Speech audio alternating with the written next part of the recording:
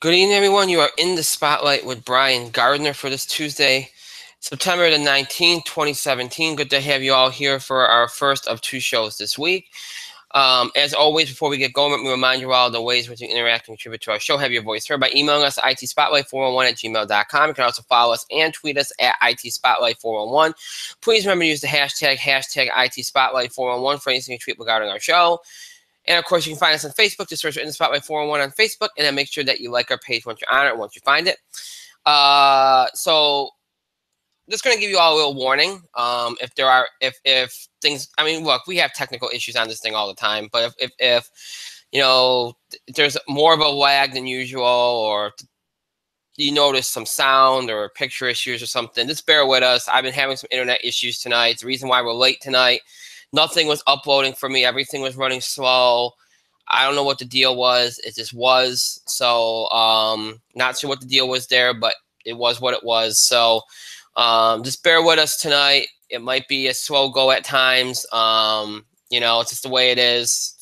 Technology sometimes rebels. It happens to us maybe more than some other people. Maybe because sometimes I don't honestly know what the hell I'm doing this. But, regardless, just bear with us tonight. We'll do our best, to kind of bear with this situation. And so this, and do let me know of any issues that you do have, because that does help. I can address them a little bit easier if I know, like, oh, I'm having sound issues. Oh, I'm having audio.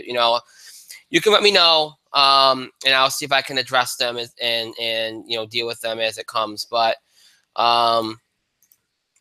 yeah, just be aware that we could have some issues tonight, and it probably would be on my end, because it's just been rough with me and this computer tonight as far as the internet goes. So just bear with us. All right, so this is the first of two shows tonight. Two shows tonight. Wow, that'd be bad. First of two shows this week, I should say. Tonight we'll have a little bit of sports, a little bit of entertainment. Nice combinations kind of show tonight. On the sports side, we have some football. We have some baseball, pennant race action to talk about. And on the entertainment side, we don't have a lot. We did a lot with entertainment last week with the summer box office and all that. Basically, a quick little box office beat, and then we'll do some TV highlights and do the first of our fall TV report card series, as some new shows and returning shows are beginning to unfold here, beginning to premiere.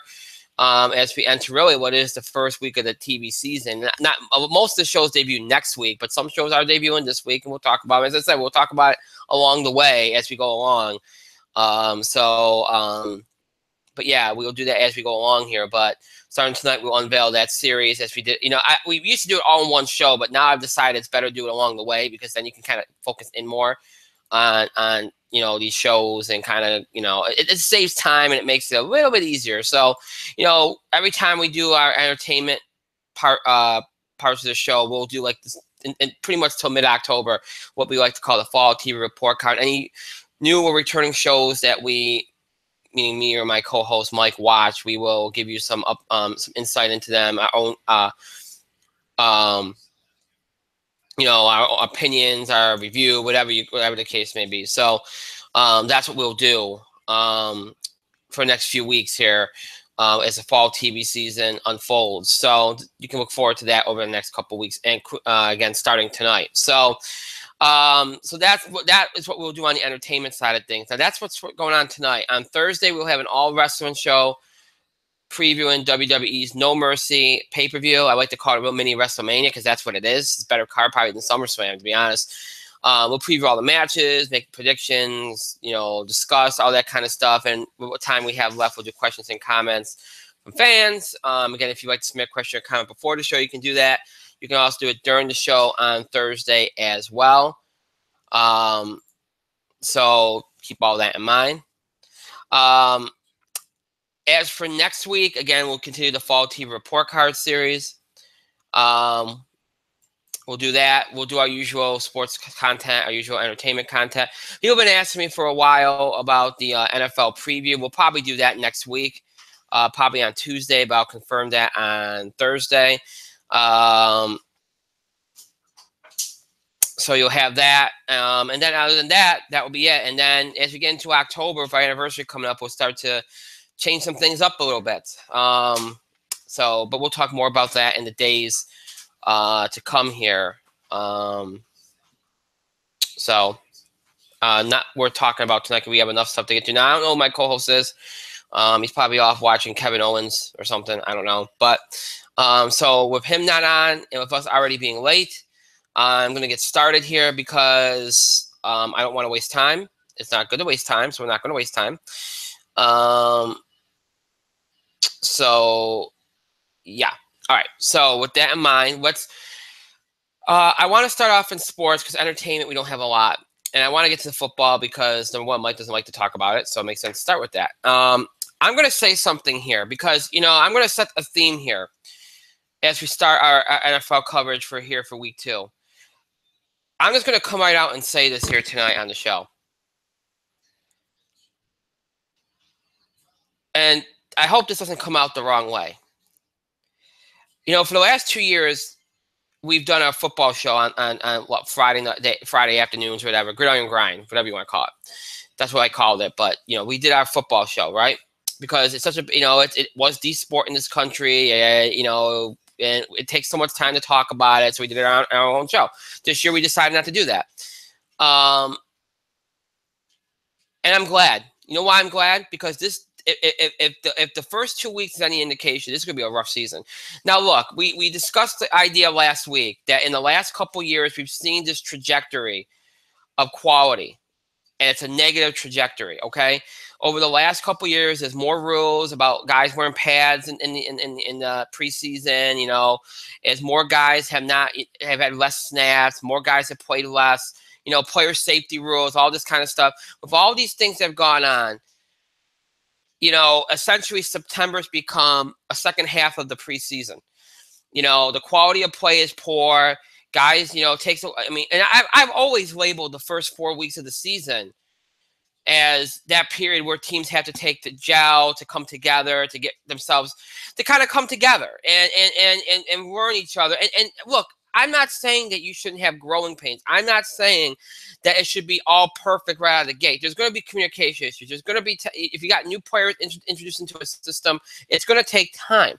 But what's going on in this league, and it just is, over the last 3 or 4 years, it's gotten worse and worse every year to the point now where the NFL in its first 2 weeks has been unwatchable. Seen the ratings dip. Now that we talked about that last week too, that could be a number of things. It could be all this, all the criminal activity or alleged criminal activity, domestic violence, all this stuff that's going on with the players. It could be the fact that, all the new rules, some people like the barbaric nature of football. It's the way it is. Whether you like it or not, they do. Maybe for some people, maybe it's just that, it could be,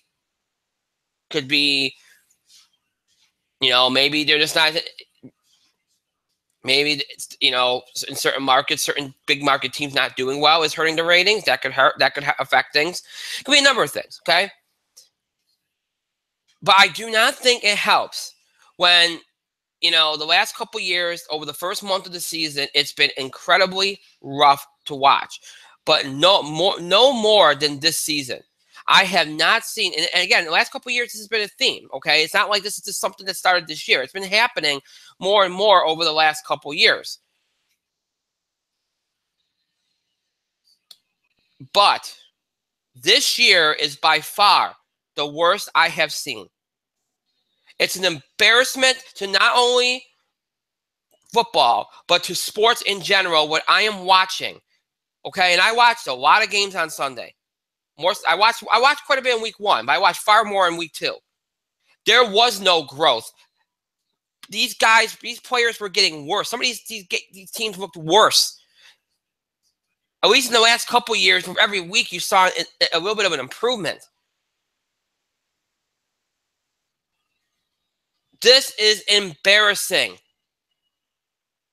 Because here's the thing, and I've heard from a lot of fans off the air, and they're like, you know what, this isn't people can say all they want about the rules and people not playing as much in the preseason because they want to protect their health and all. You can say whatever you want, but this shouldn't still happen because there's been times in the past, And he said, this is a good argument, so I want to point this out. There's been times in the past where guys have held out all training camp, come out and not missed a beat. There's been times where quarterbacks have been injured, not played a single snap in preseason, come out and not missed a beat. So this is bogus to some people. It's like, hey, so what if you're not practicing pads too much? So what if you're not getting as many snaps? So what if you're not playing as much as preseason? You should still be able to go out there. New player to a new, more complex system, you didn't have an issue. You still went out there. Maybe you were real rusty, but not like this. So the argument that I'm hearing from some off the air is that it's an idea of focus. These guys are getting to the point now where it's like, well, hey, if you're going to make up all these rules and talk about player safety, why do we have to play so much? Why do we have to play 16 weeks?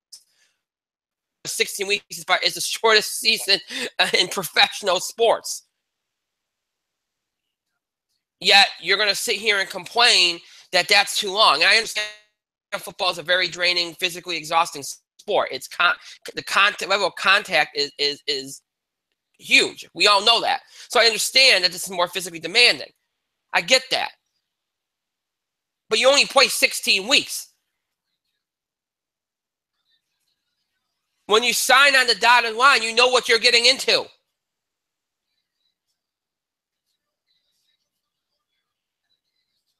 So to me, that's dumb. It's a ridiculous argument. But I do see what some are saying. It does look like it's a focus issue. It looks like these guys are not focused. It looks like they're going through the motions. They're like, you know what? We'll give it. Yeah, we'll go about halfway. We're not gonna go too hard. We have 4 months. You know, we can get it as a wild card if we don't get things together. And it's only a 16-week season, and you have a bye, so it's only 15. There's no guarantee if you go 0-2, you're going to make the playoffs. We've seen some teams come back. We've seen teams come back 0-3. But it doesn't mean you're going to make the playoffs.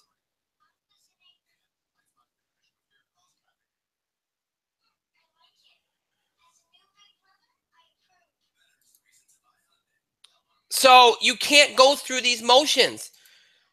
And maybe, maybe it's one of these things where, the offense says, we're going to take it easy. And the defense says, no. Because one of the things I have noticed is the defenses seem a lot more ahead of the curve than the offenses do. And that goes for the last few years, not just this year, but the last few years. The defenses, for the most part, are playing at full tilt or at least look better than the offenses do.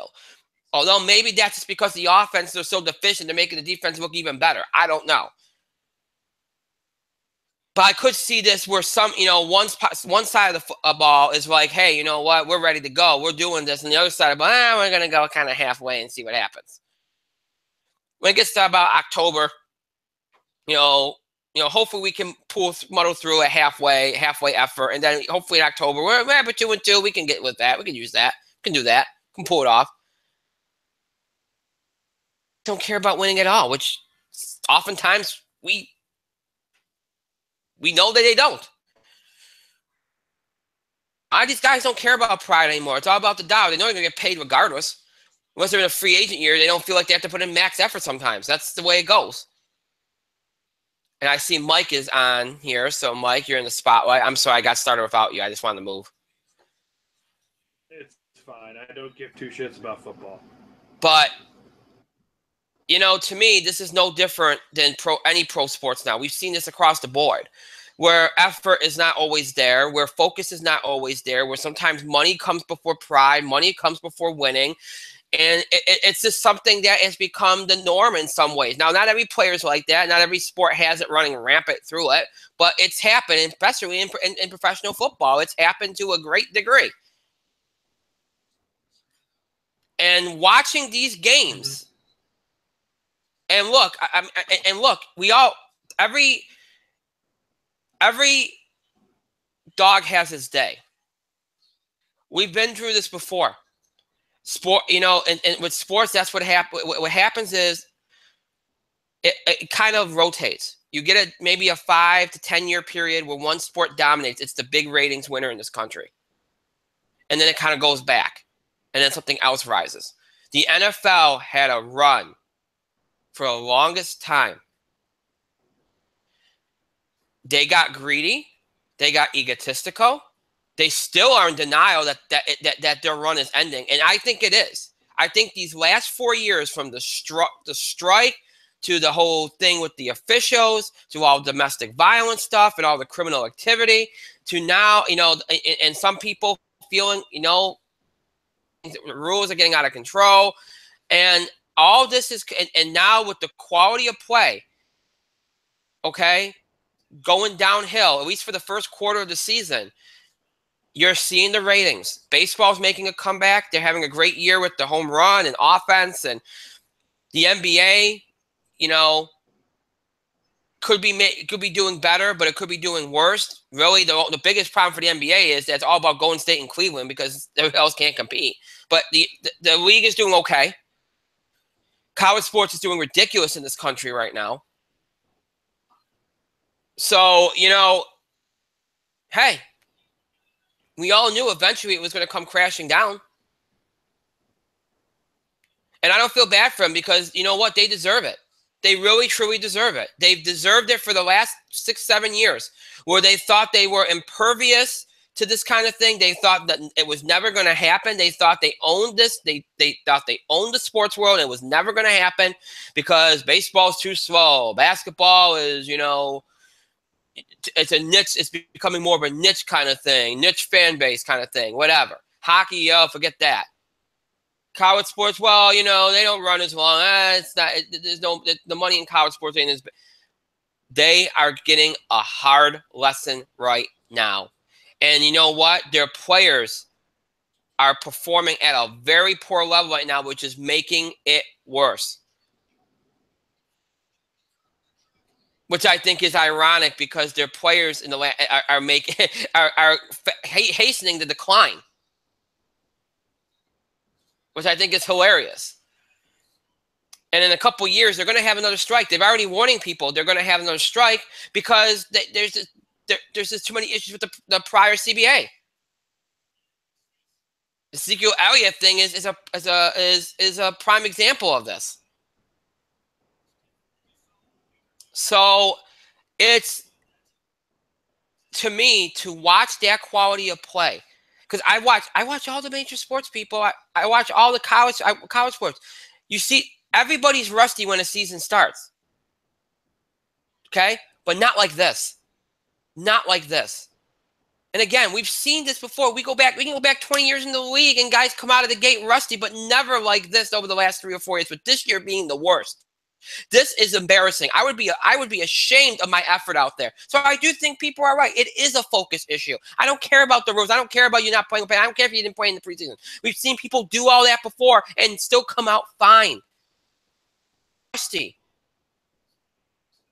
So this is ridiculous to me.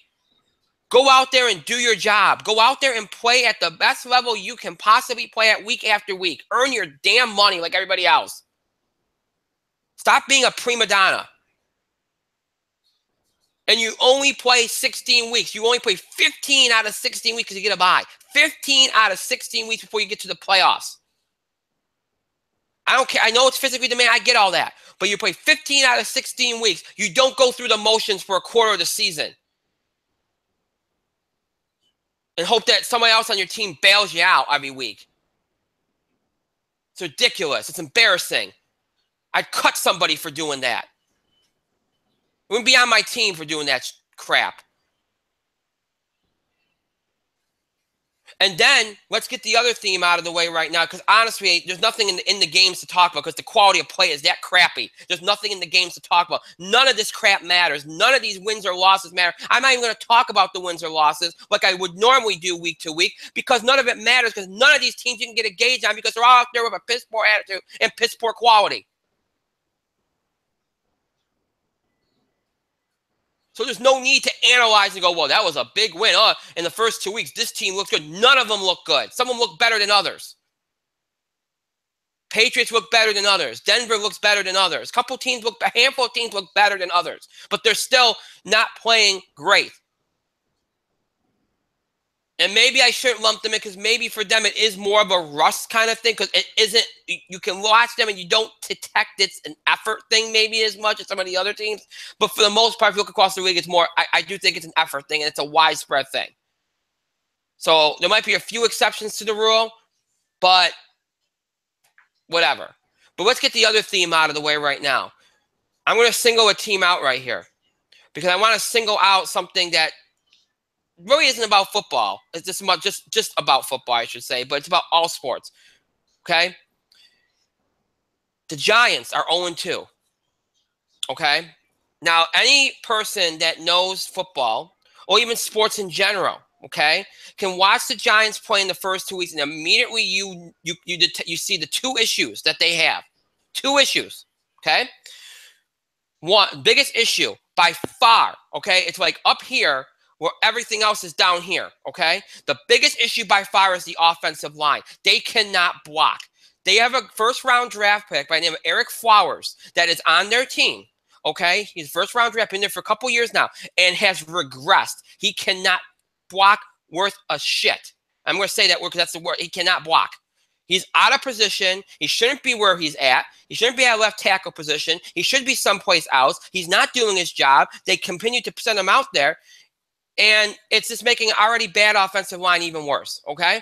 So that's the big problem for the Giants, all right? So now we're going to go down there. After that, it's the fact that their receivers continuously, despite the fact they have one of the better receiving corps in the National Football League, led by the best receiver in football right now, in Odell Beckham Jr. Regardless of his antics, he's the best receiver in football right now, okay? One of the best receiving corps in the NFL. They're not catching the football. Eli could literally give them a softball, and they're not catching the football. This team has not scored over 30 points in 2 years. For an offense that was predicted, this is the team that I thought was going to be a Super Bowl team at one point. Okay? You got an offensive guru as your head coach. They cannot catch the football. Eli Manning is 36 years old. He's never been a mobile quarterback. He's even more immobile now. He needs to be protected. You got to block for him. They are not blocking. He took 5 sacks last night on Monday Night Football. 5. The issue is clear. If you look at, and I don't want to make football statistics driven because baseball already is, and it pisses me off. Stupid. Don't make it about that. But it bears, this is important to point out here. When Eli gets time, if you look at the numbers when Eli gets time, Eli's quarterback rating is ridiculous. If he has an offensive line and they block for him, if they do their job, Eli Manning has ridiculous statistics. Providing his receivers catch the football. But I digress. But so this is the point is the offensive line is the hugest issue. It's like 95% of the issue. The other 5% is the receivers not catching balls they should catch. Okay? So that's the deal with that. Now, what am I getting at here?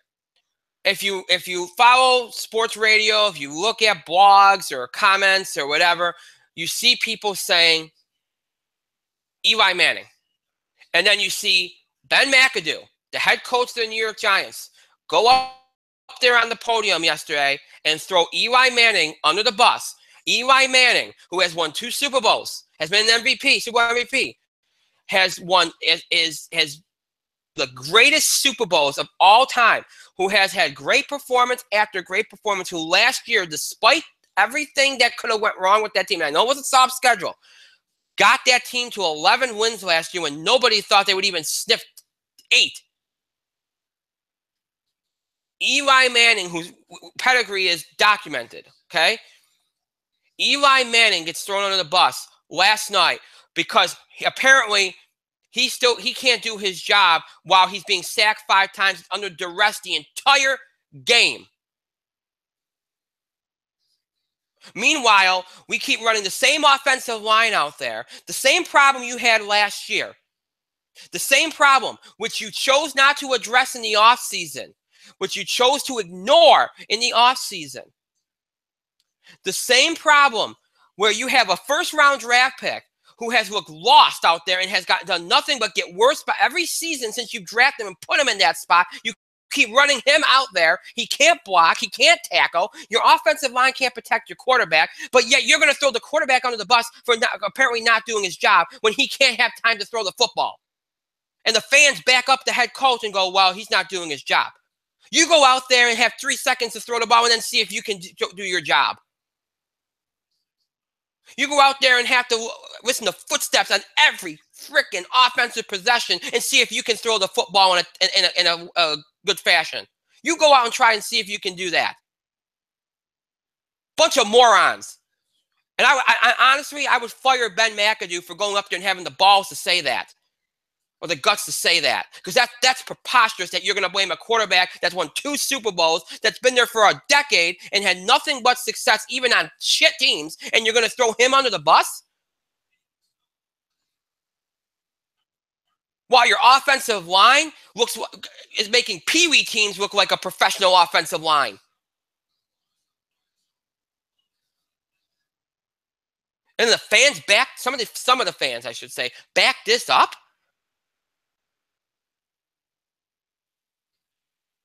Ridiculous. It's ridiculous. So my point in this is this. Sometimes I watch these coaches or managers and I wonder what the hell are they trying to do? Maybe it's the organization and they're being forced, their hands are tied. I don't know. But they really truly believe either the media and the fans are stupid. You ask them a question about something, they look at you and they go, well, he's young, or he needs more time. I'm sorry, 3 years in the National Football League is plenty of time to learn the left tackle position. You were drafted. You shouldn't be in the left tackle position, okay? Should be somewhere else. But if you haven't learned by now, either move the position or get him off the team. How long are we going to wait? Till he's 10-year veteran? Your quarterback is on the ground on almost every possession, but you're going to blame him? And expect the media and the fans to buy that crap? The only way I understand what that is, stuff like that is if the player that you're throwing on the bus is in on it, and you're just doing that to kind of let it feel like, well, look at this. You go into the other guys that aren't doing their job, and you say, well, look, I went after Eli. I'm holding him accountable. That means you all are accountable. If you're trying to use that to send a message, and the player's in on it, and he knows you don't really mean it, you're just trying to kind of manipulate things, fine. That's fine. I can deal with that. But that's not the way it looked. That's not the way it came up. And when managers and coaches do this, it makes my anger is just embarrassingly high.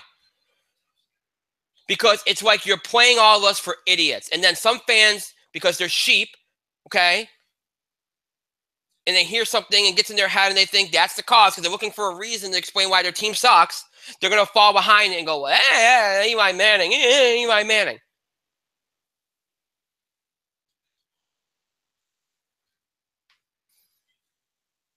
It's the same people, the same kind of fan that after a team loses a game or a great pitcher has one bad performance, they want that pitcher out of there or they think that team sucks after one bad performance. And it's embarrassing. It's just, you know what it does? It shows you have a lack of knowledge. It shows that you're not first of all, you're not a true fan. It shows a lack of knowledge. It shows a lack of maturity. It makes you look like a freaking loon.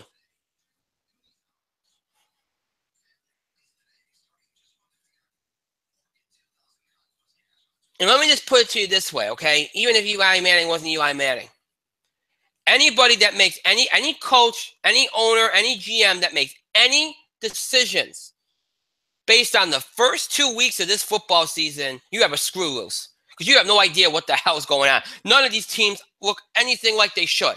None of them. None of them.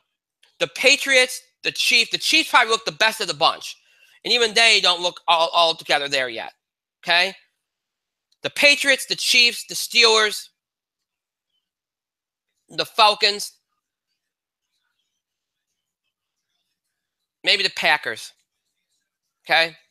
And they kind of laid an egg shockingly against Atlanta. I thought they'd want their revenge. I guess not. But those teams, I would say off the top of my head, look the best and look the most competent. And again, even they don't look particularly good right now.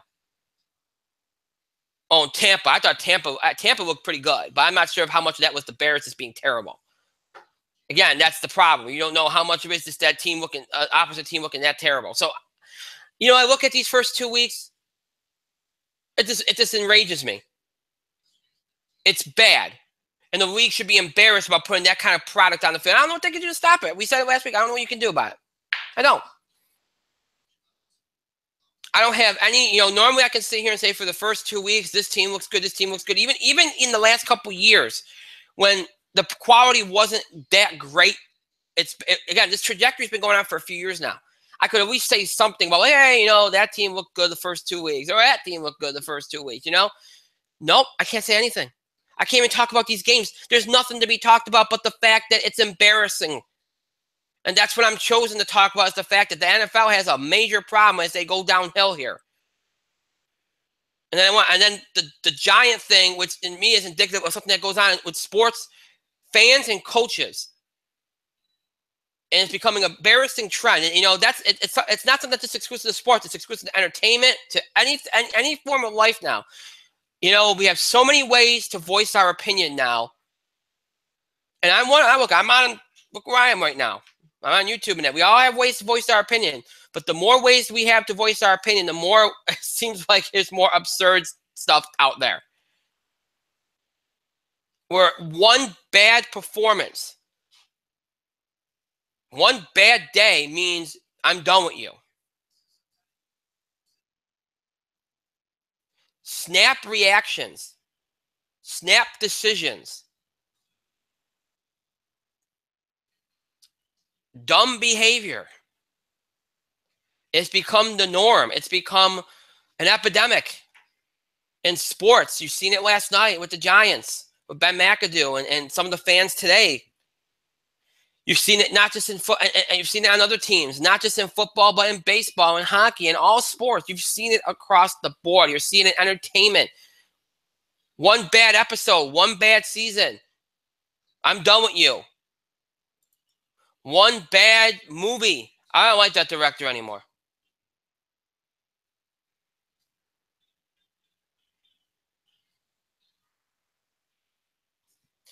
Some of us just like to nitpick things to death. We don't even let it breathe. And I've done that myself. Sometimes you just have to back the crap off. And, sit back and let it unfold. Doesn't mean you don't voice your opinion. You can voice it. But I think, it's snap reactions are funny. Because these people that, oh, God, he's terrible. You get him off the team. And then 2 weeks later, oh, I'm glad we still have him. He's great. And then you pull up their tweet from 2 weeks ago. Maybe I had too much to drink or something. Now, Ben McAdoo ain't going to do that. He's just going to get, that thing's going to keep getting played and played and played.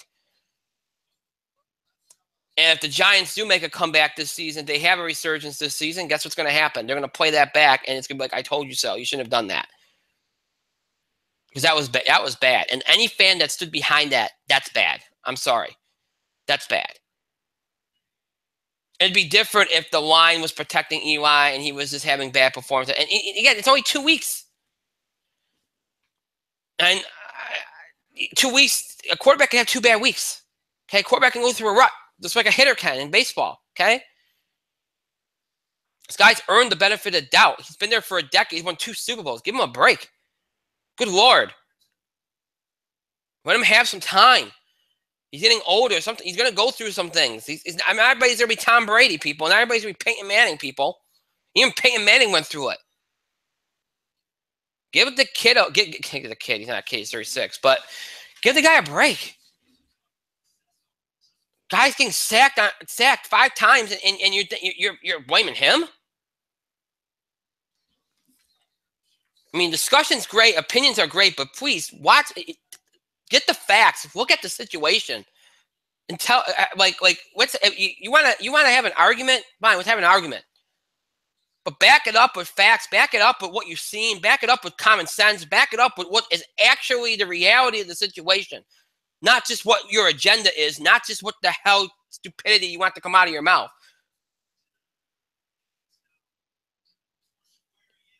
Acknowledge the real problems, and if you still think that person's not that good, then fine. But we should acknowledge the real problems. It's ridiculous. It infuriates me. So another bad week for the NFL. As far as my picks go, another 2-4 week. I had the Packers over the Falcons, the Giants over the Lions, both of which I lost. Saints over Pats, I lost that one. Bengals over Texans, lost one. The only 2 wins I had were Cowboys. Actually, I had that as a loss too. So I take that back. I made an error there. Sorry, folks.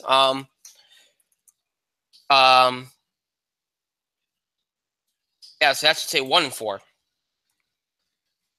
I went 1-4 after a 2-4 week. Packers over Falcons, Giants over Lions, Cowboys over Broncos, Saints over Pats, Bengals over Texans, all losses. 1 win. Chiefs over Eagles. 1 win. So 1-4. 2-4 and 1-4 in my first 2 weeks. So not a good start for me here on the picks here as we start the season. And again, I would hope that in week 3 and of course week 4 of the NFL season, you're going to see at least some improvement. I'm not expecting it to turn overnight, but geez, I really hope that the quality improves at least a little bit.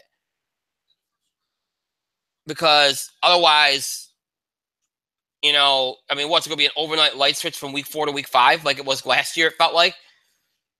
Again, last year wasn't even that as bad as this year, but, I mean, it's weird. So I don't know. But you look at week 3, not a whole lot of games. Not a whole lot of big games. So the games I'm going to pick here, I'm going to go really quickly here. I like the Atlanta-Detroit game. Detroit's 2-0, played well. I don't think their defense is that great. I think the Giants are just that bad on offense. I like the way the Falcons have played more, so I think we're going to go with the Falcons here, even though they're on the road. I trust them more at this point, so I'm going to go with the Falcons over the Lions in the first game. Let's see what else. New York at Philly. It's a must-win for the Giants. Now, normally when their backs against the wall, they come out of this. They usually come out good. Philadelphia's got a good defense this year. I'm going to pick the Giants only because I don't think they can play any worse than they played in the first 2 weeks, and I don't trust the Eagles' offense. I trust their defense. I don't trust the Eagles' offense. But, boy, that's a tough game to call. I could see if Giants lose that, their season's done. No doubt about it. I'm going to throw the Monday night game out there now because I think that's going to be a good game. Dallas at Arizona. I'm going to take Dallas only because, first of all, the Cardinals just don't look as good as I thought they would, to be honest. Offensively, they're all there. Defensively, I think they're making a lot of – again, first 2 weeks, you can't tell much. But I don't know. I just don't know if they have the personnel on defense, even if they get things going in the right direction. So I'm going to go with Dallas over Arizona. New Orleans at Carolina. I like Carolina in that game. I really like the way their defense played. Offensively, they're a mess still. And again, even though their defense, again, none of these teams have played totally well on either side of the ball. But through the bad, you've seen some shining moments. And the Panthers on defense probably have more shining moments than bad. So I'll go with the Panthers over the Saints. 2 more picks here. Let's see. What's the 2 best games on the board that I can pick? That's not good.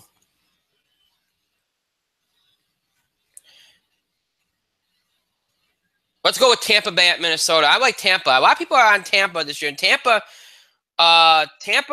in many people's minds, has looked the best of any of these teams. And they only had 1 game last week. Granted, it was against a bad opponent, but still. But I'm going to go with the Bucs over the Vikings. I think a lot of people are high in Tampa. I'll go with Tampa. Pick. I'll go with the Raiders and the Redskins. That's the Sunday night game. I like the Raiders. In fact, I don't think it's going to be much of a game, but, who knows? The Redskins might surprise you. So I'll go with the Raiders. And the Raiders haven't looked too bad either, but again. So Falcons over Lions, Giants over Eagles, Cowboys over Cards, Panthers over Saints, Bucs over Vikings, Raiders over Redskins. Those are your week 3 picks for this week in the NFL. I have nothing to give on college football. To me, it was a pretty uneven week. Granted, the quality of plays through the first 4 weeks is better in the NFL. I'll give you that. It's funny when college players can play better. But I really don't have anything big. I really don't think there's going to be much to say. That the first 2 weeks, they had a couple big games. But again, it's so early. I just don't think the format works like college basketball, because college basketball, people know that, I just think it's different. I also think people are ready for these kind of big games in late August, early September when the college football season is just starting. I just don't think they are.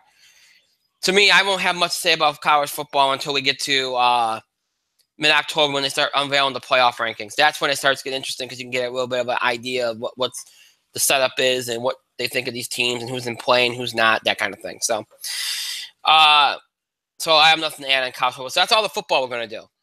I ranted and raved about two different things. That's what I want to do. Again, not much else to say. It's been horrible. For the NFL, it's been bad. College football, they've had some good games, but again, it's so early, and it's a sport that's gotten better the last couple of years with the playoff situation, but it really, for many people, it doesn't really amp up until those first rankings come out. Then it's like it becomes a different season in a lot of ways. It gets really interesting all of a sudden. So when that happens in mid-October, I think it'll happen again. It'll be like a light switch. Everybody will be interested in it again. But right now, I don't think too many people are interested. So at least I'm not. And I nobody really sends me mail saying, hey, college football. Yeah, a couple little things, a couple big games here and there, but not anything big. So, So again, there's not much to go on in the game of college football. We did the NFL stuff, so we move on. I'm not going to do as much of the baseball here because, most teams are down to the final, in the final 2 weeks now. So you might have maybe 12, 13 games left. There are some races still alive. Obviously, now you start looking at some records and some things that, any big milestones. Tonight, there was a milestone that Alex Gordon and the Kansas City Royals hit the 5,964th home run of this year, setting the record for most home runs in a season for Major League Baseball. So again, we talked about offense being back, home runs being back. That's why the ratings are up. That's why everybody's excited. So, it's a good thing for baseball in a lot of ways, keeps interest up. So that it's indicative of that. So that was a big milestone tonight. Stanton, of course, everybody's been following him. He hit his 55th home run of the season last night. So he's within 6 of Maris. He's got about a week and a half to do it. We'll see. All eyes will be on him. See if he can get to that mark. Aaron Judge has gotten hot of late. He's gotten to 44 home runs. 48 is the rookie record set by Mark McGwire. So everybody's going to be watching him to see if he can pass that or tie that. So those are a couple of the milestones you're going to be looking for. There ain't no Triple Crown or anything like that. So those are really the only big milestones out there to go on. As you look at the hunt for October, the playoff rankings, again, there are still some races, which is good as we're about a week and a half out. Some teams have clinched their divisions. Washington has clinched their division. Let's see here. Houston has clinched their division. The Dodgers have clinched their division as well as home field. They're going to have it. Well, no, they've clinched the playoff berth. Sorry, Dodgers have clinched the playoff berth. But we all know it's, formality at this point with them. The Cubs now stand at 4 games up on Milwaukee with a magic number of 9. So they're very well in play. They're very well in position to win that. Cleveland has clinched their division, so no worries there. So Cleveland, Washington, and Houston have all clinched their divisions. Dodgers have clinched the playoff berth. And if you look at magic numbers around the league, Boston has a magic number of 10 to clinch the American League East. Yankees, I believe, have a magic number of 7 to clinch a playoff berth. I'm not sure what Minnesota's is. I think Minnesota's is higher, like 11. Cubs magic number of 9 to clinch the NL Central. Dodgers have a magic number of 3 to clinch the NL West. And it looks like Arizona. Yeah, Arizona has about, I think it's the same, about the same as Minnesota, like a match number of 11 or 10 to clinch the National League wild card, the first spot. Colorado, of course, not very close to that point because they're only up 2 on Milwaukee. And the National League wild card race is interesting. Arizona is 4.5 up on Colorado for the first wild card spot. Colorado 2 up on Milwaukee, 4.5 up on St. Louis for that second wild card. So that's still relatively a race. AL wild card still somewhat of a race. I mean, not maybe for the first AL American League wild card. The Yankees up 5 on Minnesota right now, and they're beating Minnesota right now. So if they win that, they'd be 6. So that would be pretty much closing them out. Minnesota's only up a game and a half on the Angels, 4 up on Seattle, 4.5 on Texas. So really, the only team that really looks like they can potentially catch the Twins for that second wild card is the Angels at this point. And then Milwaukee, probably the only team that can really catch Colorado for that second wild card. So the picture is looking a little bit clearer here. Other than that, I mean, most of these races are pretty much over, which sucks. I mean, there is, like I said, there is some, but most of them are over. You look at the race for home field in the American League. Cleveland is at 93 wins. Houston is at, I'm trying to pull up Houston's thing here. Oh, right here. Houston's at 91. So it's close. So it's 2 games. So both teams are going to have to play for that over the next week. National League, the Dodgers are at 96 wins. The Nationals are at 90. So Dodgers looking like they're going to get that, but doesn't look like it's going to be much of a race there.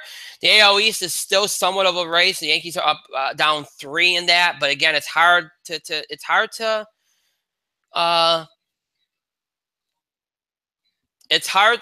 make up 3. You might not seem like it, but it is. You almost have to. You almost can only lose like 2 games the rest of the way, and you have to hope those 2 games you lose are the 2 games that they lose. That they don't win. So it's difficult. So really, all these races to me almost look about over. The home field races almost look about over, even though Cleveland's only up 2 on Houston. But the way Cleveland's been playing, so it looks like you're going to have, in this order, in the American League, Cleveland will probably be number 1, if not Houston, obviously, because they're close still. Boston will be the 3, and the wild card runner between the Yankees and more than likely the Twins, if not the Twins, obviously will be the Angels, will be the 4.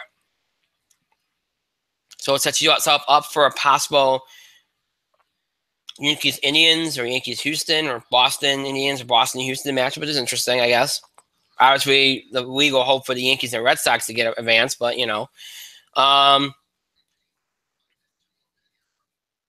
on the side of the National League, it looks like the Dodgers will be the 1, the Nationals will be the 2, the Cubs will be the 3, and then the wild card will more than likely be between those 2 NL West. We said 3 NL West teams all season. It looks like that's going to be the case.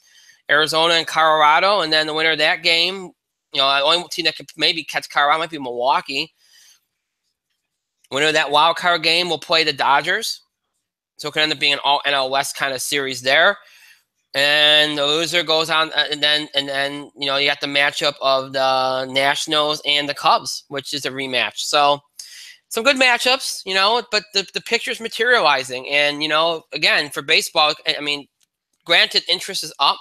A lot of big market teams involved. A lot of teams, again, we've got some milestones out there. Are some things going on, so it's not all bad. It's not as bad as maybe last year, but a lot of these races, unless they tighten up over the next few days, it looks like in the last week of the season, a lot of this stuff's going to be settled.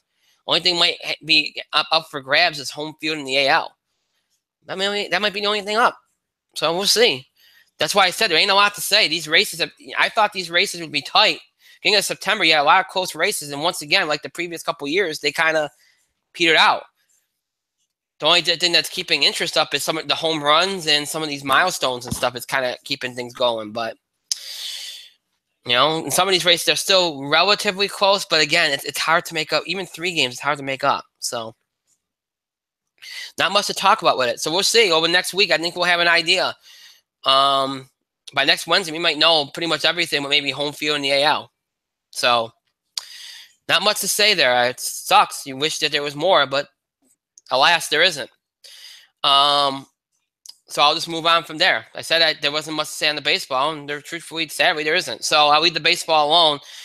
So we did football, we did baseball. I did not put this in the show description, but I want to talk about it. I want to get Mike in on this because we were talking about it off the air yesterday.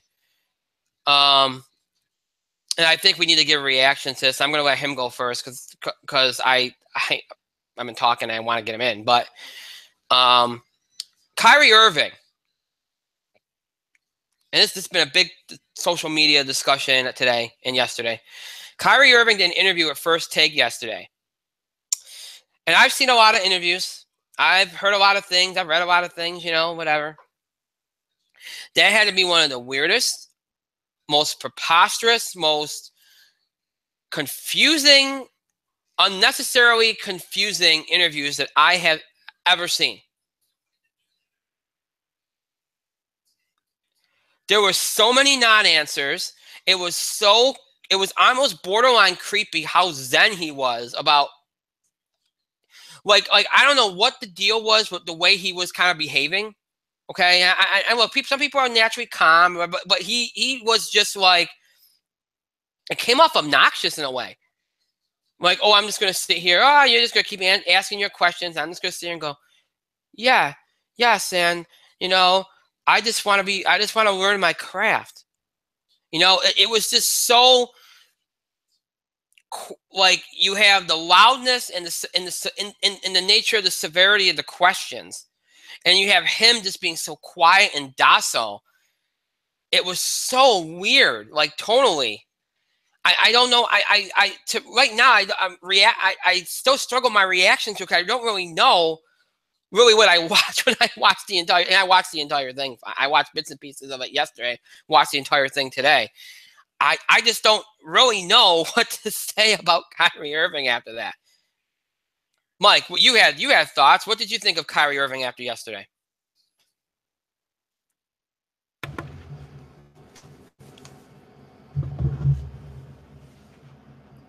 I just want to say that Boston's been winning long before I got there. Winning long before I got there. It's a historical city. They've won before.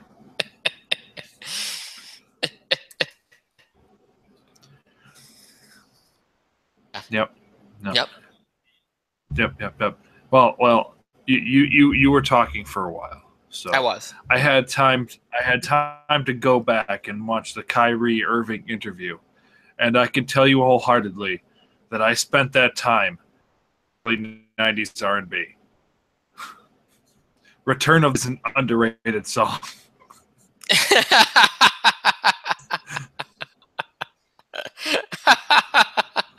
Return of the Mac is an underrated song by the great Mark Morrison. Point that out. As for Kyrie Irving, I could say view was yikes. The best tweet I saw, because I went on Twitter afterwards. I didn't see the interview live. I saw clips, but the best tweet I saw was from a guy that said, Kyrie Irving, better defense during that interview than he ever did for Cleveland. It's hard to say no to that. You think you should talk to? Did you talk? Why didn't you talk to LeBron? Agent sat in that meeting with Dan Gilbert. Did you talk to LeBron? Talk to LeBron? No. Why? Why should I? Why should I have to? Because if you don't, he might get the feeling that you don't like him. Well, why should I have to? I didn't. All right, so he goes off. You have to ask these questions. You have to ask, and I feel like the best player in the world is the guy who left Oklahoma City and went to Golden State. Answer: who's the best player in the world? Do you think Boston can win a championship with you? Boston has won championships in the past. They are a historical city. They are one of the greatest teams in sports franchises. Do you think you could win a championship with them? Absolutely. Mm-hmm.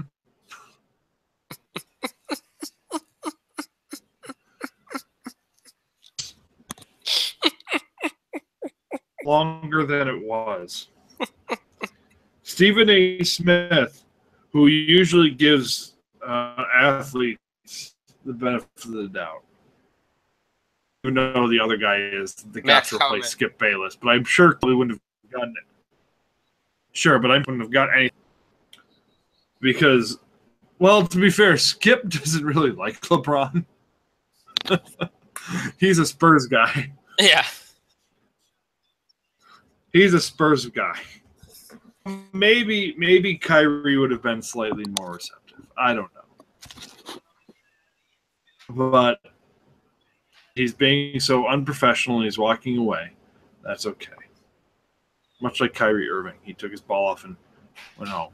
Kyrie Irving did not mind bridge to Cleveland. Kyrie Irving, as I just said, as you unprofessionally walked away. Unprofessionally. Horrendously. Thank you. Kyrie Irving did not bother to care to burn every single bridge out of Cleveland that he possibly could have. So he gave a half-assed thank you, Cleveland, for everything, but whatever. And that was it. And I'm going to want to, and I'm going to compare and contrast now. Compare this to Isaiah Thomas, who didn't know he was going to be traded, who didn't want to be traded. Thomas wrote a giant article for. It wasn't for Newsweek. It was for something. The Players Tribune, wasn't it? Players, yes, it was. It was Players Tribune. I was thinking Players Week. No, that wasn't. Newsweek certainly wasn't. It's Players Tribune. He wrote this outstanding article for it. Yes, there were some choice four-letter words, but it was not out of. It was nothing negative. It was just out of shock. He classy in his response. Didn't want to trade because he felt Boston became his home. Right. He felt in his 2 or 3 years there, the Celtics were going about ready to do great things. That was his home. That was where he wanted to be. He thought he was a lifer there. He thought. I mean, at the end, it kind of revealed that Tom Brady, player in the NFL, actually playing decently, apparently, according to what Brian was saying earlier. The only player who was playing decently, Tom Brady, thought Isaiah Thomas would be a lifer too. He was so classy with Boston. And he said, and look, now I'm going to go to the team that had the targets on their back. Now, all of my friends in Boston now are aiming for me, and I know it's just the nature of the game. And he said, and he's looking forward to his time in Cleveland. He said, I'm going to be back 100%. 100% I'm going to be back, and I'm going to be there to help Cleveland win a championship. I'm coming there with my friend Jake Crawford. I'm coming there, and I'm honestly here to help Cleveland win a championship. I'm honestly here to be a part of this great organization. I'm paraphrasing an awful lot. Right, I get what you're saying. Thomas's response in the Players Tribune, he wrote a lovely article. Compare and contrast to whatever the hell Kyrie Irving verbally shat out on First Take. Durant was bad. And to be fair, you know what? I don't even blame Kevin Durant. Kevin Durant for wanting to go to Golden State. Blame Kevin Durant on this show for wanting to go to Golden State. Get out of Oklahoma City. Right? Not really. No. I mean, sure. It's like, yeah, he went to he threw his legacy away essentially, but he wanted to, and you can't blame him because he wanted to play with an actual point guard. with an actual point guard. And you can't blame a guy. Kevin Durant had an MVP level here. Yeah. Fair, yeah. I mean, to be honest with you, that Golden State team probably loses in 6 games to Cleveland. But they win in 5. This year, though, if Isaiah Thomas comes back 100%, they have Jake Crowder, and Jake Crowder plays up to his potential. That's an interesting series. An interesting series. Does Boston get there? I don't think Boston gets there.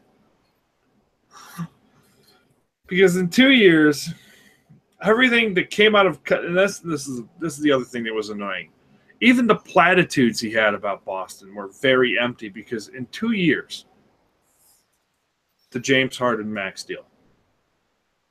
Mm-hmm. In 2 years, that's his goal. He's there to audition for a max deal. Right. He's going to pay Kyrie Irving for a max deal. Is he going to burn his bridges? Burn his bridges out of Boston to whoever gives him a max deal? Is somebody out there actually going to free up cap space to give him a max deal? Is a max deal at this point in time even worth it? Stephen Curry didn't get a max deal. He got close. James didn't get him. He got close. He is the point man for the best team, cornerstone for the best team in the league right now. Mm-hmm. Kevin Durant didn't get a max deal. Nope. LeBron James didn't either. Nope. LeBron James is taking less money, so Cleveland can go out and get players. More or less. I mean, that's this whole thing. Yeah. So it's like the best players in the league aren't really getting these max deals. James Harden is an elite player, sure, but James Harden disappears when the going gets tough. Yep. Max deal because Houston thinks of him as their cornerstone. So, in the end, this is where the NBA wants to go. Deserve a max deal. Is he going to treat Boston the way he treated Cleveland on the way out? These are all legitimate questions, I think. Mm-hmm. But questions, whatever, it's fine too. I don't. But, I mean, we're just getting away from the point where Kyrie Irving's interview on First Take was incredibly just. Yeah. It's hard to describe. Honestly. It was incredibly kind of unprofessional. It was slightly embarrassing. Couldn't care less. He was there to burn all of his bridges, and congratulations, job well done. Bridges. He burned bridges that Kevin Durant wouldn't think about burning in Oklahoma City. What? And Isaiah Thomas, still classy. One of our fans, I've had 2 of our fans actually, because I remember I opened this by saying that I struggled for a reaction to the interview. And I got one that said it was almost like a robot program with stock answers, that no matter how heavy and intense Max and Stephen A were getting with the questioning, he kept that same tone and it never mattered. You know what I mean? It never oscillated. It was like Stephen Keel the whole way. So it was like a robot in place of Kyrie Irving during the interview. And he had another reaction that was essentially, it sounded like somebody that was completely brainwashed. That's what it came off like. Because if you watch him the whole time, like it was just weird to me. It was so weird to me how you can go under that kind of questioning on mainstream TV and not react. Like your reaction doesn't change. Like you might sound argumentative, like you at times he got on Max Kellerman claiming he wasn't a basketball enthusiast, he doesn't really know what he's talking about, blah blah blah blah blah. But his tone never changed. Usually when you get like defensive and you're angry about somebody criticizing you, doesn't your tone change? Your tone changes, you get a little bit more flustered. Kyrie Irving, he tried to portray the fact that he was genuinely happy he was out of Cleveland. And this is months after the fact. June was like 4 months ago. At the end of those finals, he was like, "I'm committed to help Cleveland to win another championship. I'm committed to learning under the best player in the NBA." Right. Later, we get this interview where he's like, "I'm genuinely happy to be out of Cleveland. You cannot put a price on happiness." Yeah. Well, he won't. I guess Point blank. In 2 years, he will. Ask a point. Yeah, but they asked, and he was like, "You can't put a price on happiness." Yeah. But as Daniel Tosh says, on a jet ski, and if you're riding a jet ski, do you ever look unhappy? Questions for Kyrie Irving. To me, okay. First of all, you know, one of the most perplexing things was I have to go somewhere else to perfect my craft.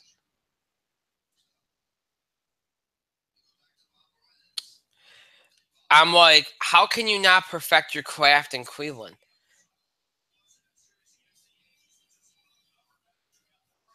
Tyronn Lue played your position. LeBron James can teach you a lot about that position. And honestly, let's be honest here. I mean, when Cleveland won the NBA Finals, he was a crucial part. He made a lot of big shots. He can keep getting better right where he's at. And here's the thing that makes me laugh, okay? I'm not saying LeBron, we talked about it on the show over the summer. There's a chance LeBron James leaves Cleveland after the season. We all know that. Will he or won't he? Who knows? But there's a chance, okay? There's that chance for Kyrie Irving that LeBron James is going to leave Cleveland after this season. He could have stayed put there, kept his reputation, the team would have become his. Because Kevin Love doesn't want the team to be his. Kevin Love wants to be the number 2 or the number 3. He does not want to be the number 1. He's content in his position, okay? He could have been the guy that stayed while LeBron left. He could have been the hero. He could have been the guy. If he waited a year and saw what happened with LeBron James. If LeBron James stays and he still doesn't like it, he's got one more year on his contract, like, you know, I really want to just go somewhere, go off on my own and prove myself, fine. But to do it the way he did it, to do it on the heels of losing in the finals, to do it the way they did it, and I know somebody leaked it out and all this stuff, but going up there and saying, "Oh, I'm going to be back in Cleveland, I'm going to stay with LeBron," and then all this comes out, it makes you look terrible. The way it was handled was terrible. I don't care if people leaked it out. He still handled it poorly. Very poorly. And that interview yesterday was a travesty. Because I don't even know what the point of that was. You know what? When I first heard he was going to do it, I'm like, oh, this is actually good for him. Come out there, set the record straight, whether we like it or not. The answer is be honest. Go out there, get it out there, and move on with your life before the season. Instead, he goes up there and he just weirds everybody out. It was weird. Like, he never changed. Like, I don't understand how he could be fighting, trying to defend himself, trying to fight off some of these accusations and everything, and never change his tone, never act like he's angry, never act like he would sit there and go, "There wasn't a single word of truth in what you were saying. I'm just ready to play basketball and perfect my craft." That's all. That's the way he talked the entire time. And I'm just sitting there like, this is a guy that claimed that he was annoyed, unnerved, like upset about all the quote lies that were going around about him. Well, you wouldn't know it. I mean, and before somebody says, well, you know, it's been a couple of months, maybe he's had time to make peace with it. People are going to say what they're going to say no matter what. All right. But don't tell me that at some point in this interview you don't see more reaction from him. It was very weird. It was surreal to watch that interview and not see him, like, even his body, like his body never arched, he never changed. Like, he just kind of sat there in the same state with the same vocal tone. It was so weird to me. Like, it was like meditation or something. Like, he had the same expression. It never changed. So weird. And he went. And what's funny is, you know, never changed his tone. He went in on Max Kellerman a couple times, and he just kept going in circles with his answers and his responses. It was a bad interview. Not because of Stephen A. and Max. No, it was, they tried their best to get the answers. Yes. And I'm not sure what Boston's going to do with this, because for one thing, unless Boston's going to offer him that max deal, he ain't going to stay. To me, this is a mess. This is a mess for Boston. But this is a weird interview. Weird interview. I didn't have that in the show description, but I thought we should talk about it. So, all right, we got through all the sports stuff really quickly. Entertainment.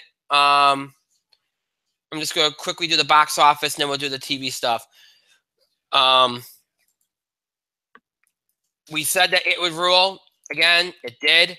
I didn't quite think it would do it again like it did. You know, to pull in 60. Well, I said 50 to 60, so it was right in line. Only a 51% drop off, which for a horror movie is terrific. It gained 45 theaters. Again, it's continuing to break records for September. It's up to 376.5 million worldwide, 223 domestic. Okay, so it's a huge hit. It's a huge hit.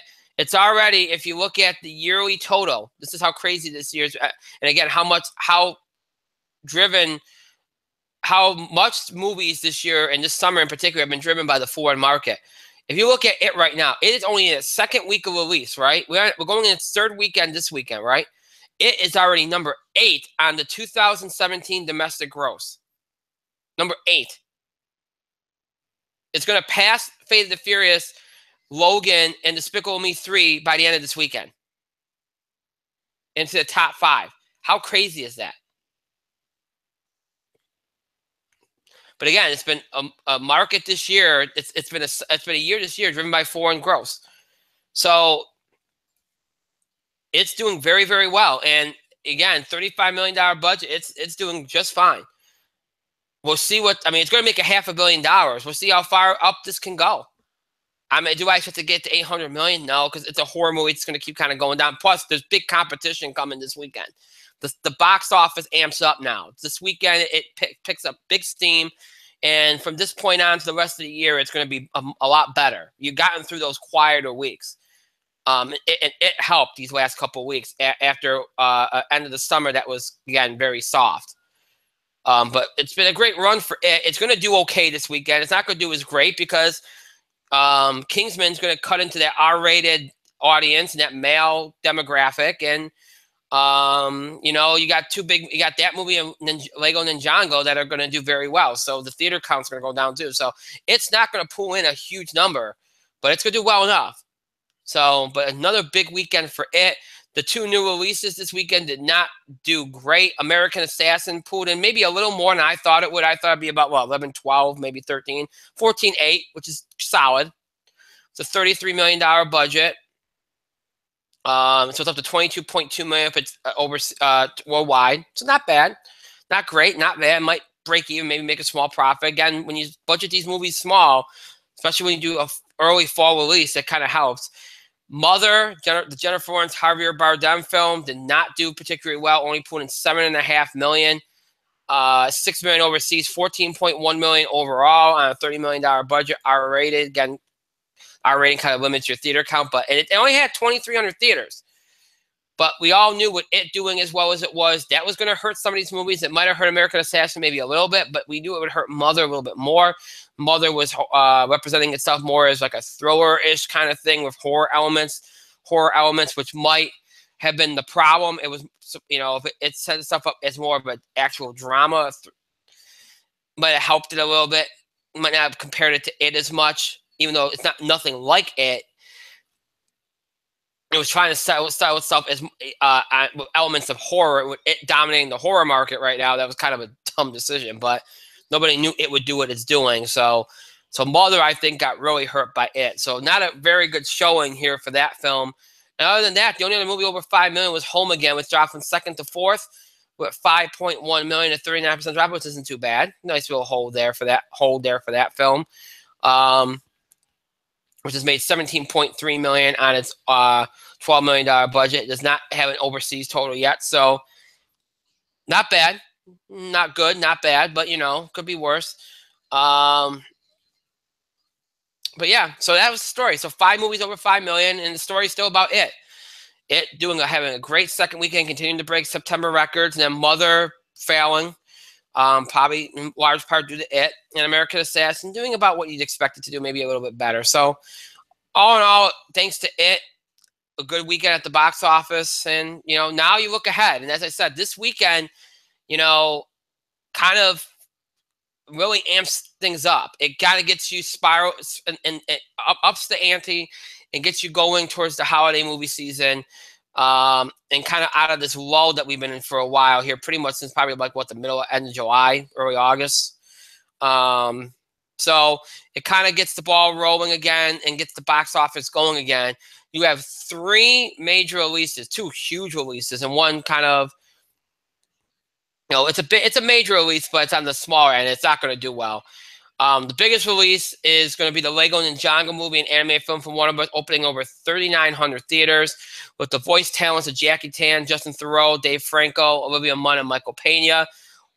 PG, the Lego movies have done very well. Earlier this year, Lego Batman did very well. This will do well. Even with schools in session and stuff, it will do well. It's been a while since there's been a big animated movie, a family movie. Here you go right here. I think the low end could be 40 million. The high end could be as much as 60. We'll see. It's a big range, I know, but it's hard this time of year with schools. It's still the first month of school and stuff. It's kind of hard to tell how high it will go. All you know it's going to do very, very well. So that's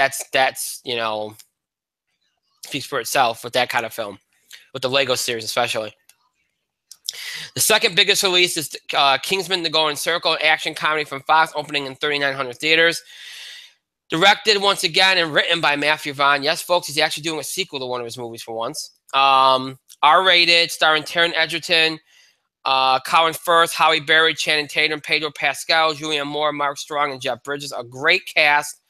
The first one was a surprise hit, a huge hit.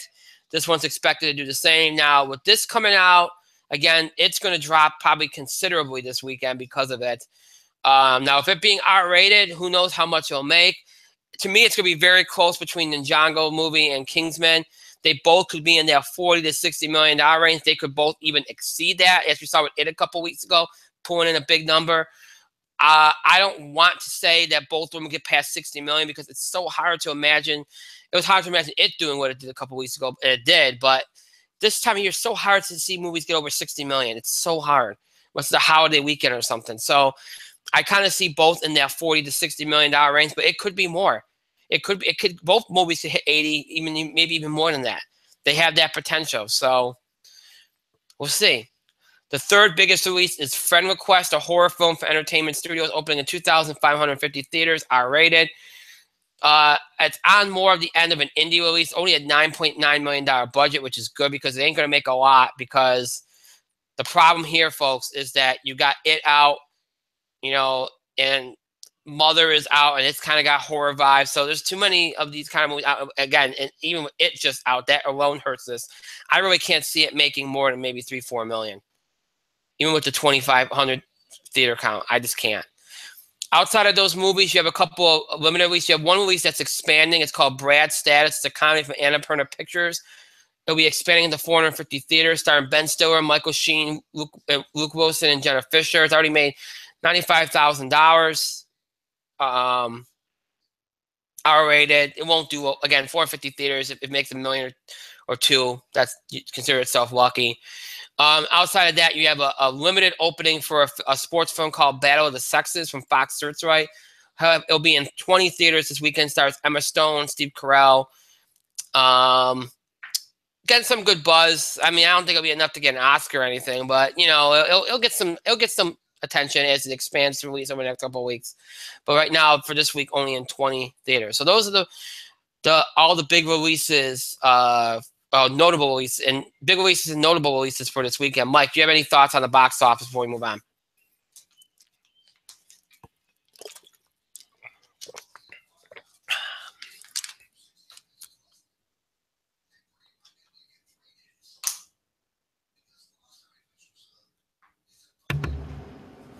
What did you want?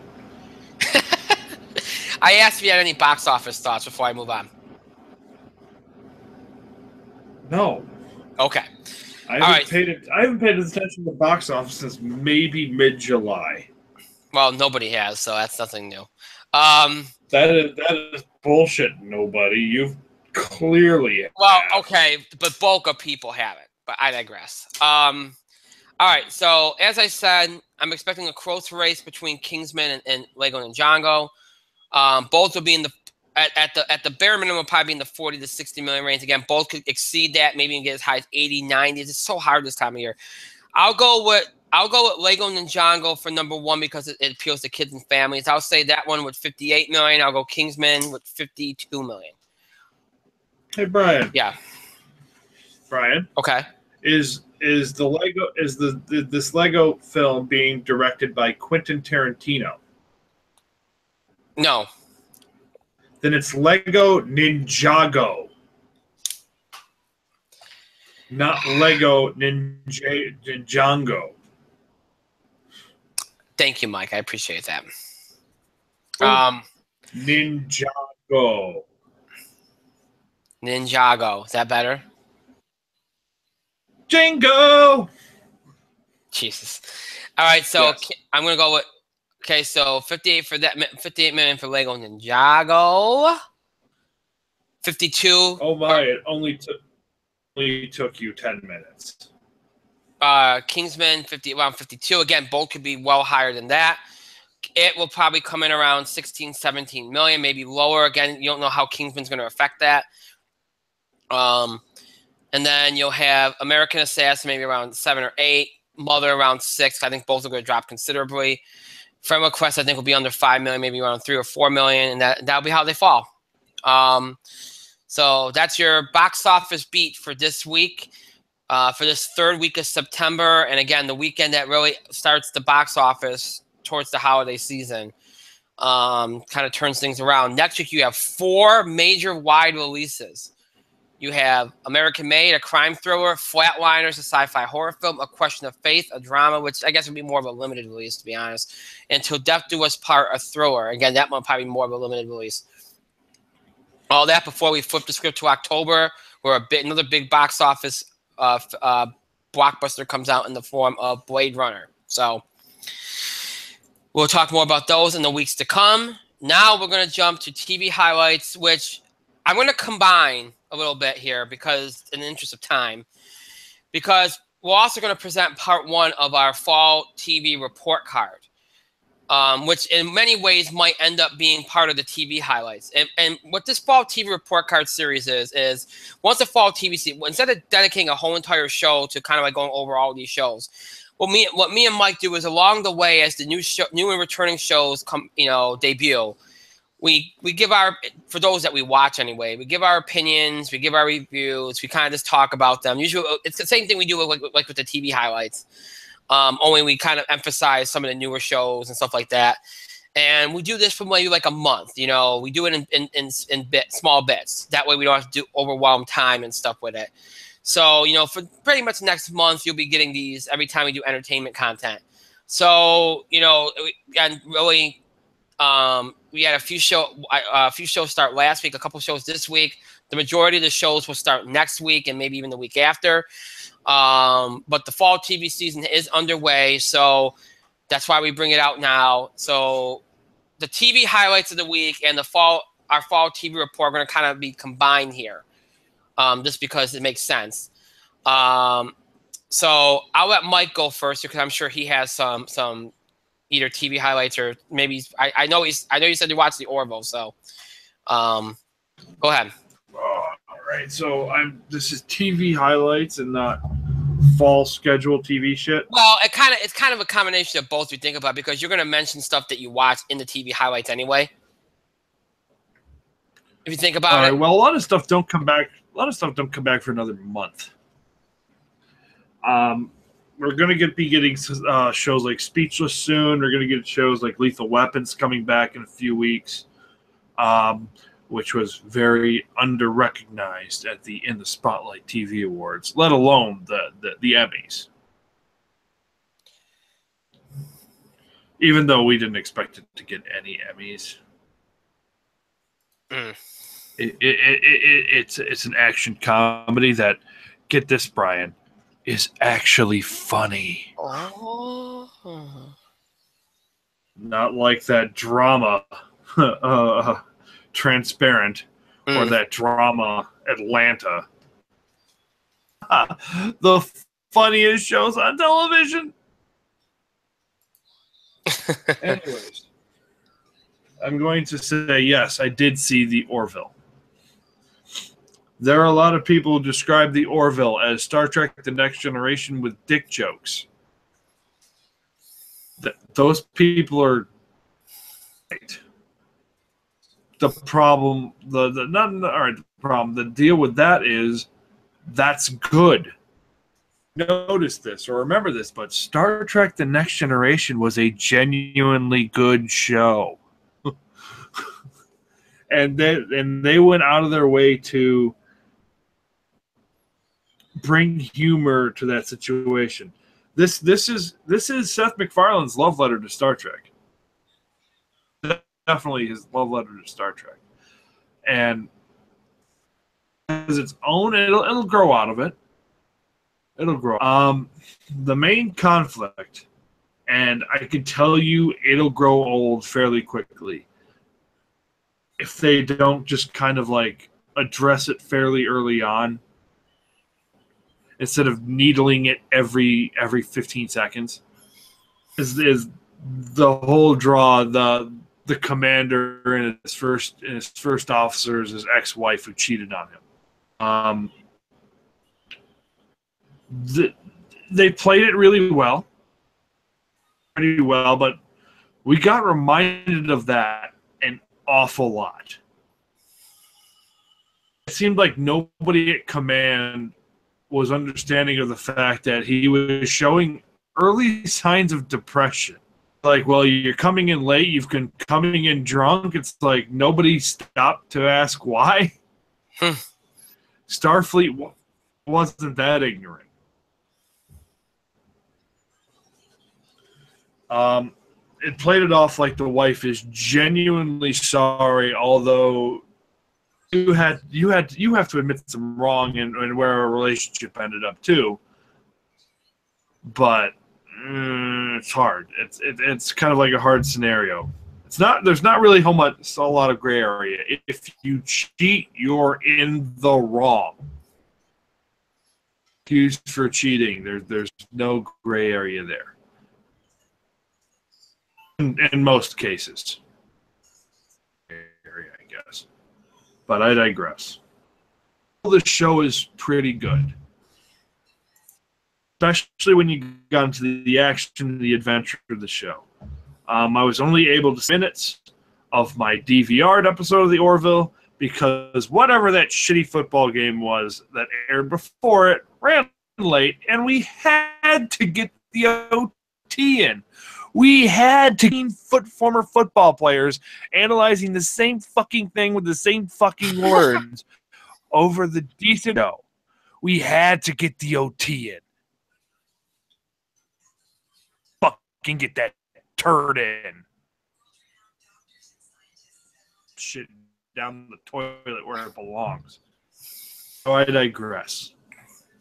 I saw the first 10 minutes of the Orville, and it was a little bit more of the same, but that's okay because I'm Just World. It was a good show. Good show. I genuinely laughed at times. I'm looking forward to finishing the next one, hopefully without more football this time, because really, fuck the NFL. So, looking forward to the rest of episode 2. It's going to be moving to Wednesdays this week, next week, some week. I don't know. Right. So I'm looking forward to the next couple episodes of the Orville. There's a PBS show. Comes from the BBC. But this time it comes through us. Land Down Under. Where something in men plunder. Anyways, the show is called the Dr. Blake Mysteries. It is set in Australia. It is another period piece mysteries. This time the main character is Dr. Blake. He is an Australian surgeon who kind of moonlights as a who helps out the cops with his mysteries. I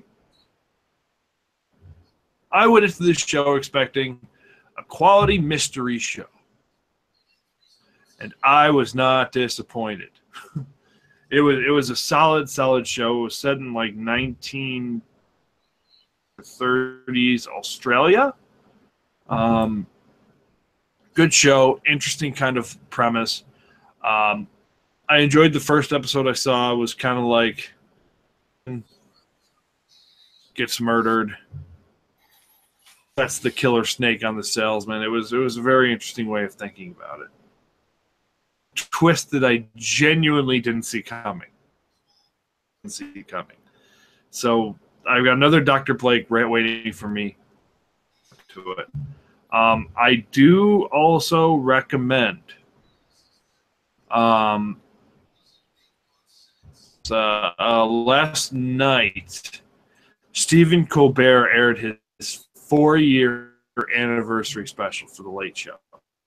It was genuinely very interesting. You can catch that on DVR.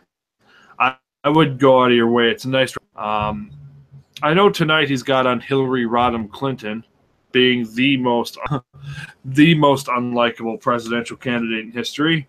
Who knew? Yeah, a lot of people knew. Hillary on tonight.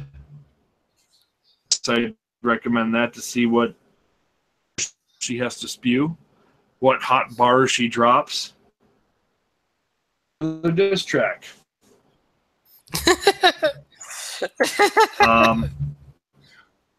Recommend James Corden because James Corden was always funny. He managed to get a little bit of charisma out of Lonzo Ball. Now, Brian, you don't understand me when I say this. James Corden, a little bit of charisma, a little bit of charisma. Okay. Lonzo Ball, who looks like he is on the marijuana and looks like he doesn't react to anything. And James Corden was. And his band leader, Reggie Watts, were able to get Lonzo Ball to show a bit of personality. The briefest bit of personality. Like that, James Corden deserves all of the Emmys. All of the Emmys. And there was a sweet science experiment at the end of his show, which I highly recommend. So yes, I am recommending the Late Late Show. So there you go. You got 4 shows for the price of 1. Hey, it's okay. It's okay. You're welcome. In fact, our friend Chris doesn't like Moana. Right? Because his daughter come all the time. Right. So I've taken one of the habits has become every time Chris texts me, he gets saying you're welcome. Hey. I don't know if it's a good thing or bad thing, but oh well. The only show I mean, we did this time. We had an entertainment show on Thursday, and I think we talked about South Park on that day. Other than that, there hasn't been. I watched 15 minutes. I was gonna watch the full episode, but I got work interrupted me, and I couldn't get back to it. I watched the first 15 minutes of the Orville. That's all I've watched since Thursday when we did this. Last time we did TV highlights and stuff, and I liked it. I liked it a lot. It is a little bit of a surprise. I will say this much. This is one instance where you kind of have to ignore the marketing a little bit and go into it with an open mind and not think it's just going to be some kind of like, Seth MacFarlane live action slapstick comedy, because that's not what it is. It is a love letter to Star Trek. That's what it is. It's got its elements of drama. It's got its elements of comedy. I, for one, think I think it's interesting that they took it this route. So I'm willing to give it a chance. I think, well, Fox is definitely going to give it a chance because it's got its highest numbers since Empire, so they're going to definitely give it a chance. And they need to. But I like what I saw in those first 15 minutes. I think it's interesting, and I think for me, it's refreshing because it took me by surprise. Now, granted, I knew when I sat down to watch this that what it was going to be, because I've heard from people over the last 2 weeks that tuned into it and said, "Oh my God, I can't believe this is the direction they took it in." I thought it was going to be all comedy. So I knew when I sat down to watch it that it was going to be, not at all what many of us over the summer thought it was going to be. So I knew that, but it didn't take away from the impact of it. When I sat there and watched it, I'm like, wow, I really can't believe that this is a Seth MacFarlane show and they went in this direction. To me, it's stunning.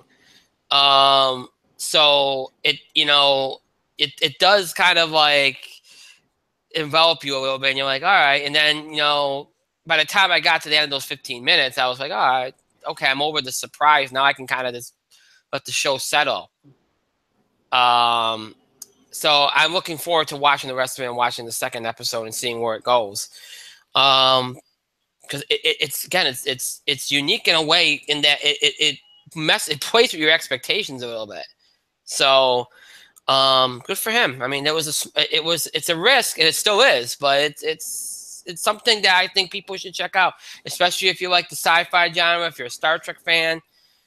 I mean, there might be some Seth MacFarlane fans out there that might be a little bit disappointed, thinking that it was going to be more of a comedy, and it's still a comedy in ways, but it's just not full-on out comedy. You just got to wrap your mind around that when you choose to watch it. So that's it. That's all there's, we did this on Thursday, and we didn't do this fall TV, but we did TV highlights. So, since Thursday, I really haven't watched anything. The only thing that's really new or returning that I've seen anything of is Orville. So, I have some shows coming later in the week and early next week. So next time when we do this, I'll have a lot more to offer y'all. But right now, I don't really have much to offer y'all. And really, there isn't a lot out there at this point anyway. So, so I'll leave it at that. So it was so I should say this week's fall TV report card was basically limited to the Orville, because that's really the only new show out there right now and really there's nothing else that's really come back yet. So there you go. So that was a very brief fall TV report card, and with a little side of TV highlights. But hey, again, it's early in the season yet, so give us a pass. Next week when we do this again, it'll be next Thursday, I believe. So we'll have a whole week and 2 days. So there'll be far more to talk about than where we're at right now. So rest assured, you'll get more content when that happens. When we get to next Thursday, when we have had more shows debut and return. So, really quickly, because I know people are going to ask my reaction to the Emmys. Colbert was good. The opening was good. Really all of his spots were good. I'm happy for John Oliver. I'm happy for Donald Glover, even though Atlanta's not a comedy. I think it was completely absurd that they played Sterling K. Brown off when they let some people, including Nicole Kidman, talk for long periods of time. I thought that was wrong. I'm glad that Nicole and Reese won, and I'm glad that I'm glad that they deserve what they won, but again, I think that the way that Sterling K. Brown was treated was unfair. And when you let certain people talk and then you don't let him talk, it's kind of it's unfair. Handmaid's Tale won tonight. It looks like there was a concerted effort to push Hulu. Since Netflix has been dominating, we can all read our in between that if we want to, but whatever. I didn't really mind some of the winners there. I just was surprised. Saturday Night Live was a big winner, and I thought rightfully so. Alec Baldwin, Kate McKinnon, good choices there. The Sean Spicer cameo was funny. I liked the 9 to 5 reunion. I liked the Roots moment on stage. I thought that was good. But other than that, I thought it was terrible, and I thought a lot of the winners were terrible. So that's all I got. There's not much to say. And I do think the broadcast, I do not like. I felt bad for the guy back there because I felt like he was put in an unfortunate situation. He was really good at what he did. I just don't think it suited the Emmys. I didn't like the whole red carpet thing with the DJ in the back. I thought it was cheesy. I thought it was stupid. I thought it took away from the show. I thought it was a dumb decision to do that. It didn't fit the Emmys at all. So that was a mistake, I thought. I hurt the broadcast even more, but whatever. And I didn't watch it and forgot it even was on. So that's all I got. I'll leave it at that. Won Emmys. Don't worry about it. Still don't know. And let's be honest with you, I don't care. I don't care. I bet you care about this. I'm just looking at something here. So the guy that's directing Thor Ragnarok, Taika Waititi, sure, apparently is in negotiations to helm Akira, the anime movie. Yeah, I guess he's in negotiations now. I mean, you haven't seen Thor Ragnarok yet, but you've seen enough trailers to know what kind of feel he has for his movies. So I'm not sure if that'd be a good fit or not. You would know, but I don't know if that's a good fit or not. I feel like they'd be better off just getting James Gunn at this point because that's what Thor Ragnarok felt like. Yeah. Yeah. Fair enough. Yeah. So I just thought I'd throw it out there because I thought you'd be interested in that. I just saw that. All right, so that's it. We did everything. Wrestling we're going to do on Thursday, so there's nothing to say with that today. So with that being said, we are done for tonight. As always, the show might be over. It's not mean you have to stop interacting and contributing to our show. Continue to have your voice heard. Keep sending your feedback. It's been very helpful so far. Please keep sending it. Questions about the show and the scheduling of the show, topic ideas, breaking news items, rated sports, entertainment, wrestling that you want us to cover. And again, reactions or comments, things we said on the show, things we talked about, any of these things you can do. We got a wrestling show on Thursday.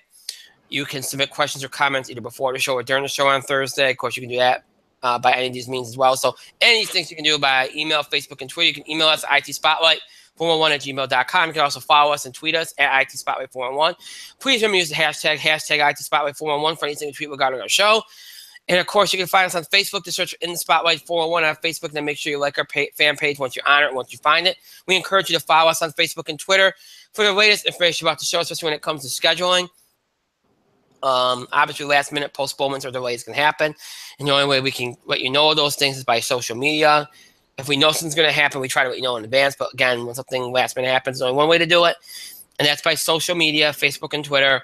So make sure that you follow us so you can have access to all that. And, of course, also have access to any of our random thoughts that we post on there as well. So just make sure you follow us on Facebook and Twitter to search for In the Spotlight 401. Then search for In the Spotlight 401 on Facebook and Twitter. And make sure that you follow us so you can have access to all that and more. If you'd like to keep up with the show or look back at classic episodes, you have two ways to do that. You can either stream us anytime you want on Google Plus or YouTube. To search for In the Spotlight 401 on both those sites.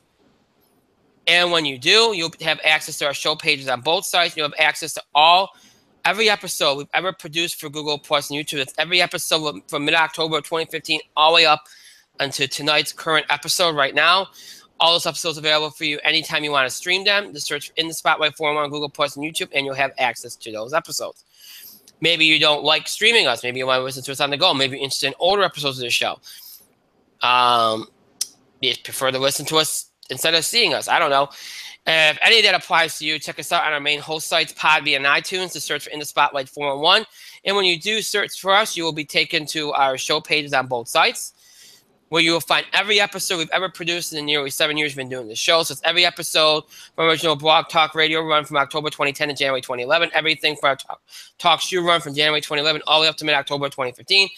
And, of course, all of our Google Plus and YouTube episodes from mid-October 2015 all the way up into tonight's current episode, all transfer into audio format for your convenience. Every episode we've ever done in the nearly 7 years we've been doing this show, in order from the most recent to the oldest, available for you to listen to anytime you want on Podbean and iTunes. Again, in order from the most recent episode to the oldest.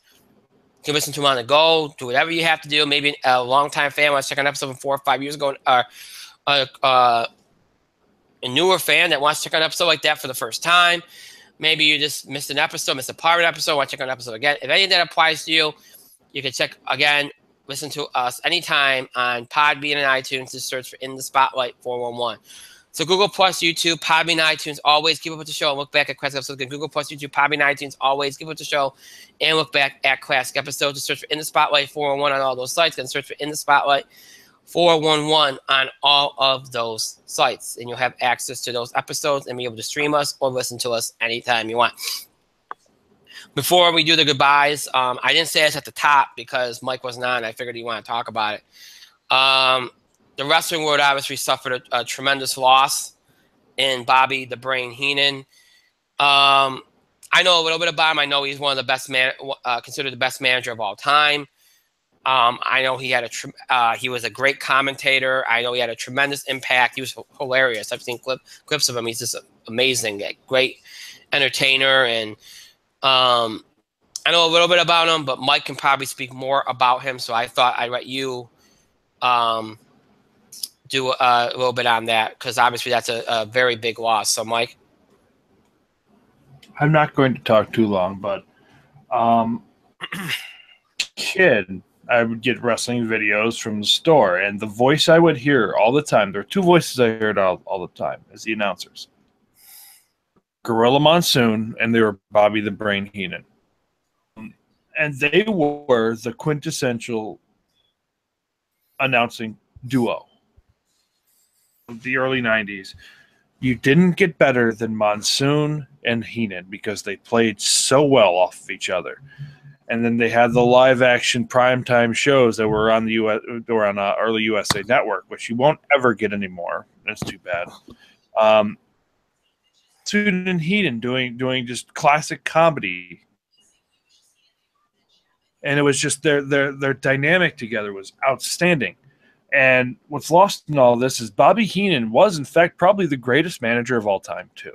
A lot of people say it could be Paul Bearer, but a lot of people say it could be nobody says Lou Albano. But when it comes to managers, Bobby the Brain Heenan is in the top 1% in terms of managers. Bobby Heenan, unbelievable ability to get over who was managing, the angle,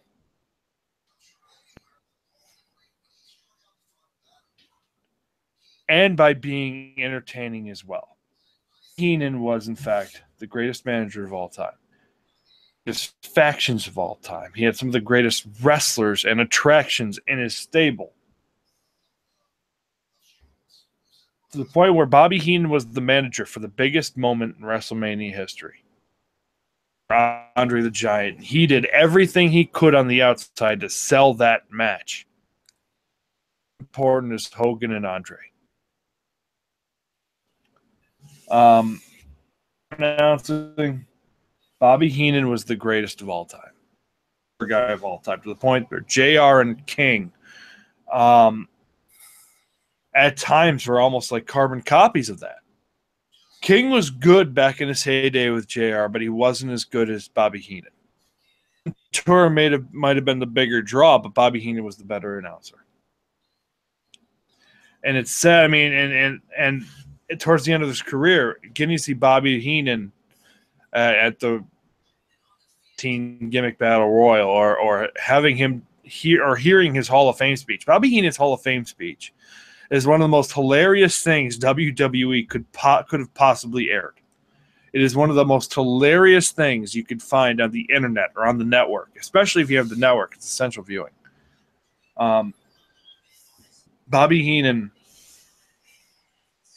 greatest wrestling personalities of all time. He was a giant in pro wrestling. And I know he struggled with throat cancer for about 10 years. Maybe even longer. It's a long time. And ultimately, at 72, he's gone. But people said Heaven just got his premier announced team, and Bobby Heenan, Gorilla Monsoon. So this one hurts. This is one of those big moments in wrestling that hurts. But rest in peace, Bobby Heenan. Rest in peace. Okay, all right, so with that, because I figured you were the better person to talk about that because you knew far more. I knew a little bit, but I didn't know as much as you did. So, and very well said. All right, so with that, again, we're ending here. That's it. I want to thank Mike for being here tonight. Thank you, Mike.